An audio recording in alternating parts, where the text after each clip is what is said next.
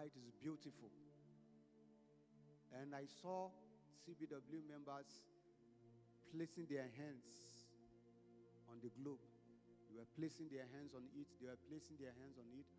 But there were people that were busy doing other things. Even though the light was there and there's a space for everybody to touch.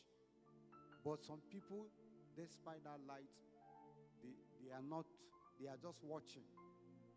And this is the meaning. The meaning is that God is here. And God wants his people to key into his agenda. God has a mission. But there are people, they are here. Most Sundays they come. But God has not really owned them. What I mean by that is,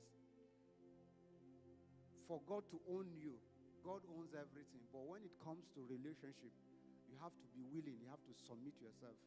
That is why, if you remember our teaching sometimes back, I said, you cannot know God by accident. You have to make a deliberate effort. So you have to allow God to own you. You see, you remember Apostle Paul. Before his encounter with Christ, he was not owned by God. Even though he was created by God, he was living his own life. Whatever he wanted to do, that was what he was doing. It was when he met Christ. Christ then said, look, your life is no longer yours.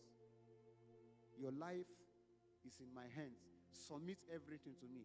And at that moment, he submitted to God. And when he submitted to God, God gave him a new life. God taught him his way of life. And then God also shared with him his burden. You know, God has a burden. And it is those who belong to him that he shares that burden with. There are some people that God cannot share his burden with them. God has burdens. God wants to get things done. But some people know the agenda of God is none of their business. In fact, there are people that they even come to church, and their reason for coming to church is because they want God to come and stamp their plans. They have a plan. They have an agenda.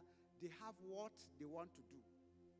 And so they are coming to church so that they will get God to come and stamp their plan. It doesn't work that way. God is saying that, look, allow me to own you. He's saying, look, surrender yourself to me. Let me have you. Let me have you. Willingly submit to me, and I will take care of you. Let me ask you this question, brethren. What makes you think that your own plans are better than God's plans? Some of us, we are trapping ourselves. You have a plan. You are brilliant. Yes, you are pursuing your plans. But what about God's plan? What about God who brought you to earth? What about God who brought you into existence? And God is very clear. He's saying that, look, you are not